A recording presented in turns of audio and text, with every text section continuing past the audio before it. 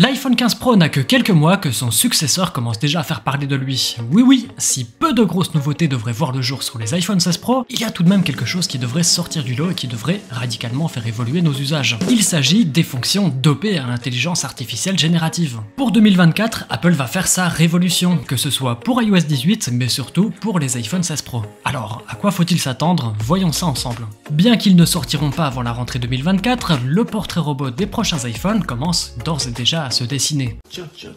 Mais avant d'attaquer le sujet principal de cette vidéo, à savoir les avancées de cet iPhone dans le domaine de l'intelligence artificielle générative, celle qui, comme son nom l'indique, sert à générer du contenu façon ChatGPT ou Midjourney, revenons déjà rapidement sur les autres nouveautés plus discrètes que pourraient avoir ces iPhones. Parmi le flot de rumeurs, il y en a une assez tenace que je refusais de prendre au sérieux jusqu'ici, mais là elle prend de plus en plus de crédibilité, donc je me vois obligé de vous en parler. Cette rumeur, c'est celle de l'apparition d'un tout nouveau bouton dédié à l'appareil photo sur le châssis de l'iPhone. Ça y est, ça va faire 5 ans que Johnny Ive n'est plus là, c'est la fête dans l'équipe design d'Apple, bref. Alors si cette histoire est vraiment vraie, à quoi va bien pouvoir servir ce bouton? Car si on regarde bien, on a déjà le raccourci sur l'écran verrouillé pour ouvrir rapidement cet appareil photo, et si c'est pas suffisant, on peut en plus de ça configurer le bouton action pour là aussi ouvrir l'appareil photo, sans parler des boutons volume pour prendre là aussi des photos ou des vidéos. Alors, pourquoi faire? Eh bien ce bouton serait sensible à la pression, ce qui veut dire qu'en fonction de la force que vous exercerez dessus, eh bien différentes fonctions s'offriront à vous. Une pression forte pour déclencher la prise de photo ou de vidéo et une plus légère pour faire la mise au point par exemple.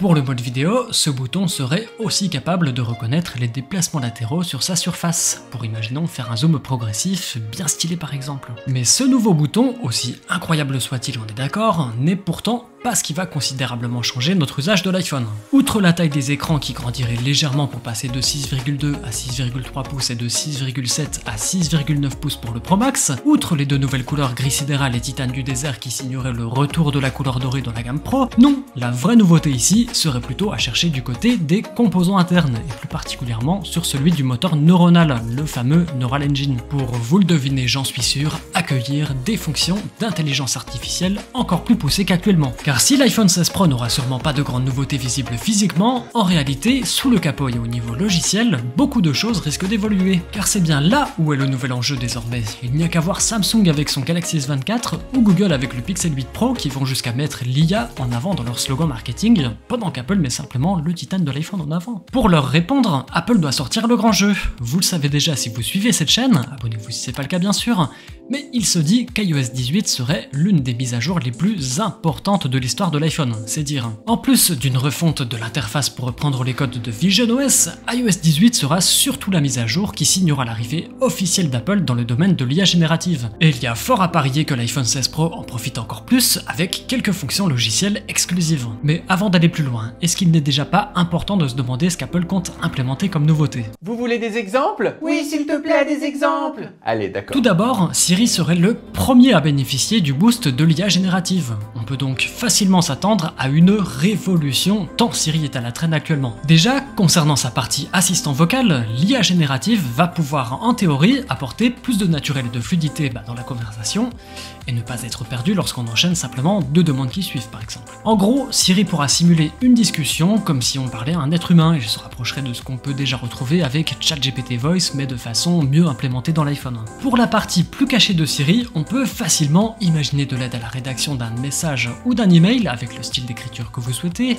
ou encore la possibilité de faire le résumé d'un article si vous avez la flemme de le lire. Et pour les demandes textuelles, je vois également bien Spotlight évoluer pour accueillir une sorte de ChatGPT bis. Ensuite, Apple a publié quelques travaux sur GitHub, ce qui donne quelques indices sur ce qu'elle prépare, notamment pour des nouveaux usages dans l'app photo. Pour commencer, elle a publié un grand modèle de langage multimodal nommé Ferret, ce qui signifie que le modèle est autant capable de traiter du texte que de l'image. Et notre ami Ferret, en gros, c'est surtout un crack pour décrire ou mettre en contexte de façon ultra précise ce qu'il voit sur une image complète ou seulement sur une partie précise de l'image. Par exemple, sur cette image, Ferret est capable de reconnaître la présence d'un chien et d'un furet, il peut également identifier qu'ils sont tous les deux assis dans la neige et en déduit qu'ils ont une interaction amicale. L'utilité de cette fonction dans l'application photo est évidente, notamment pour améliorer son moteur de recherche, mais son véritable potentiel pourrait se révéler avec Siri, qui pourrait mieux comprendre les requêtes en fonction des images qu'on lui montre pour nous apporter de l'aide. Toujours au rayon des photos, photo, Apple a aussi dévoilé MGIE, une IA multimodale là aussi, servant à retoucher des photos à partir d'une requête textuelle ou vocale. Avec cette MLLM,